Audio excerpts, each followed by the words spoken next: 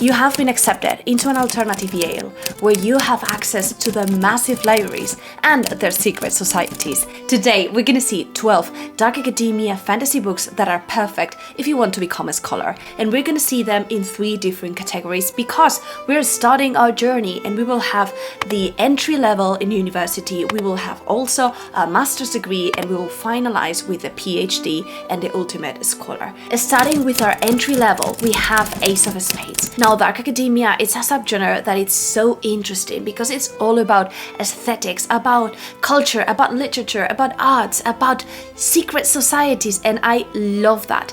In Ace of Spades, you will find a young adult story. This is a standalone, which is always points, and it's almost a thriller. You will follow 2 main characters. They are the only black students in this school. Very early on, you will understand that their secrets have been shared. Everyone is talking about them. It is very psychological. It's been pitched as the perfect blend between Gossip Girl and Get Out, and it has a lot to do with that. It's a type of book that is slightly spooky, but at the same time it has this college weird thing is happening, what is happening vibes. Very easy to read, very addictive. And continuing head on with secret societies, we have Legendborn. This is an ongoing series, so it's not finished, but 2 books are out and I loved both. It's a story that even if it is young adult, I really believe that if you are an adult fantasy reader, you will still enjoy this because it not only has Arthurian mythology elements plus root magic, which I think it is very unique and you very rarely see that combination, but also because it touches topics that are very profound, very deep and very relevant, such as sexism, racism, grief, transgenerational pain. It has a lot to unpack, and it's told from the perspective of this girl who has just lost her mom, so you can imagine how the portrait of grief is done in this book, and we will follow her as she starts a new year. She will start university, and at a party she discovers that she can see these creatures that are sucking the life of people. And what's her surprise when she sees someone that it's kind of like blipping and removing the memories of these people and then going into this secret society called Legendborn. Well, she will try to get in, she will need to pass some trials, and the result is a very good blend of this is secret and no one can know it, the stakes are high, but at the same time you have a little bit of that young adult vibe. But all in all, it's not a book that focuses on the romance, but rather on the adventure and especially on the path of our main character to become what her destiny is calling her to be. Then we go to the Schoolomancer series by Naomi Novik. I've just read the first one and I really enjoyed it. I got this recommended because it's not only that we have this college where the magicians need to train, but this college is a savage. There are monsters everywhere and they need to learn how to survive without really no one taking care of them. It has a very good blend of adventure, of great dialogues. The characters are funny, they are unique, and at the same time the magic that you see, it's very dark. One of the things that I love the most about Naomi Novik is that she's able to craft her stories with a beautiful prose, but you get to see very vividly the surroundings, and in this case you will enjoy how dark is this place and how our characters will need to advance through this school. From here onwards we will only see adult fantasy books, and in this case there's a viral sensation called the Atlas 6 that I believe you should know. The Library of Alexandria still exists. Every now and then there's a professor that calls the most talented magicians, it just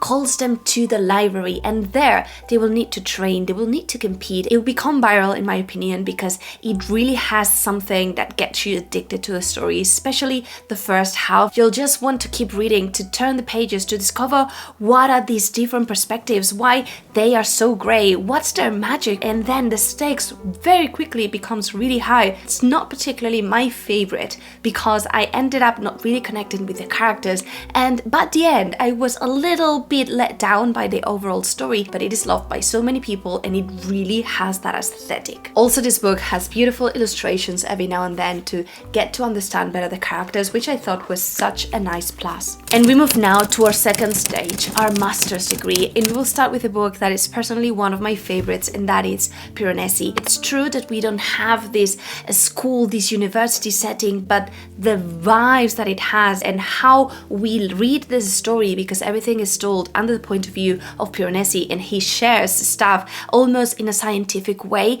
it feels really scholarly and it will just get you in this mood of analyzing your days, same as Piranesi did. This is magical realism, it's a standalone and it's a very short. It has a great mystery that needs to be unraveled. How and why is Piranesi almost alone in this massive house that is as big as the world, and why he meets every now and then with this other person called the stranger in order to understand the magic of the house, what is happening and what are the powers that can be unlocked. It's something that you will learn along the way. It is a fascinating read and it's the perfect book to just cozy up, light some candles and start reading it. You can do it in one sitting. Then we move to another favorite author, in this case V. Schwab with Vicious. This is a story that really leans a little bit towards being savage, and we will follow these two best friends that become enemies. It has a very interesting premise, which is that if you get a near-death experience, then you can have powers, and we will see how Victor and Eli, they are at university and they start playing with these, and the result will fascinate you. I acknowledge it has a little bit of a weird prose because we will have flashbacks to understand what happens, but at the same time you know that there's an event that is happening and the whole story progresses, pushing us to this moment that it's about to happen. Speaking of dark, if you like alchemy, you cannot miss Middlegame. This is a story that leans a little bit towards the sci-fi spectrum, and acknowledgedly it hasn't that huge scholarly theme in the sense of university, but it does have that theme on we will be following characters going through college. They are also exceptional. They are at the top tier of the society in terms of how smart they are. And between the two characters that we're following, we're mainly having people that knows about everything. One is gifted with words and the other one with math. A secret society of alchemists is also doing something and has a really relevant role here, and the story unfolds in a way that you will not expect. I'm still mind blown a little bit about the ending.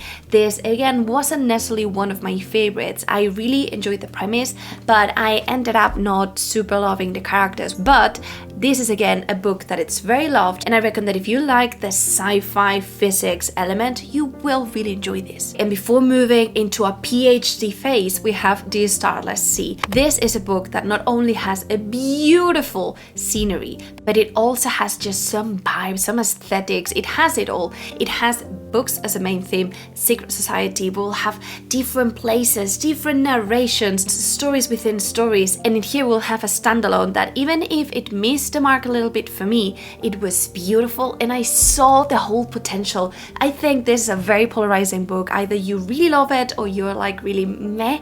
I found it myself in this spectrum, but gosh, there's so many people loving this. We will be following this guy that one day finds a book, and in this book he reads a story about himself, something that happened to him when he was a child, which was that he saw a door in a wall, and then when he wanted to go again, that door disappeared. From that moment onward, he will be obsessed with these doors and with the worlds that you can lean into. It's very magical, it feels intense and beautiful and very dramatic. And at the PhD level, let's start with one of my favorite books of this year, an ultimate obsession, which is Blood of a Bright Haven. This story is such an ode to scholars, to getting better, to learn magic. It is honestly fascinating. It touches really intense topics, and I reckon it's a little bit savage, a little bit gory.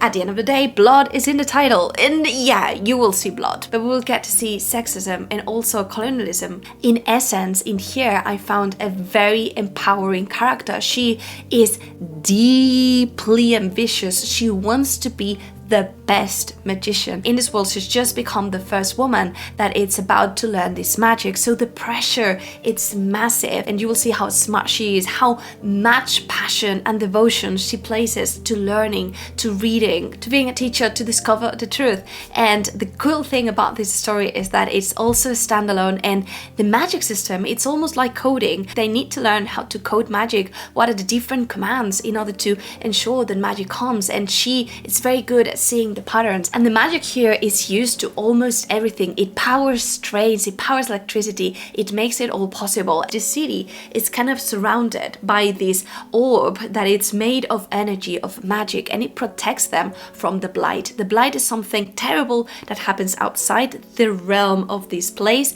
and it's almost like if a lightning strikes you and then you die, and you die savagely. So stakes are very high, and the magicians now are trying to expand that barrier, and our girl wants to be the best one in order to lead this exercise. It is honestly so well done, very character driven, and she is great, but just so passionate. Loved it. Then we go to The Book That Wouldn't Burn by Mark Lawrence. This is a book that it's loved by so many people. Unfortunately, wasn't necessarily my cup of tea because it leaned a lot towards the sci-fi side. So if you're okay with sci-fi and fantasy, then this is the book for you. It is a story about a magic library and different perspectives that live within this library. One of them is a scholar, and she's training to be a librarian within this massive place. The thing is that no one really knows how big this library really is, and it seems that if you want to find a book, there's always going to be a book there for you. The story kicks off when you see that a potential war is about to happen and they need the library to help them, and as they're trying to find answers, they find lots of other stuffs. It has an incredible plot twist that I was not expecting at all, and I was mind blown by it. So if you're in that mood, I really recommend. And we are finalizing this list with no other than Babel by Eric Kwang. It's the ultimate book if you want to feel like a true scholar. It is set in Oxford, and we will follow these different characters as they are just joining Babel to learn magic, and we will follow them throughout the different years as they start to learn and become better and become more themselves. This is again a book that touches very deep themes. I always find Eric Kwang books being really emotionally intense. She usually leans towards make you feel angry. We will discuss the power of magic as a translation tool and how this tool is used to conquer different countries. So we will get to see a lot of racism, a lot of colonialism as well, and it is portrayed in a way that feels very character driven, very intense. And this is a story that really feels very academic because we will have footnotes that explore and explain the meaning of certain words in different languages, which is also always a plus, and I found it deeply fascinating, very compelling, and very surprised. Right, let me know down below all the Dark Academia books perfect to read this fall, and thank you so much to my patrons who just joined this secret society that I've recently launched, and I am loving every minute of it. We are doing book clubs, reading sprints, and most of all, we are helping the book spirits to remain alive.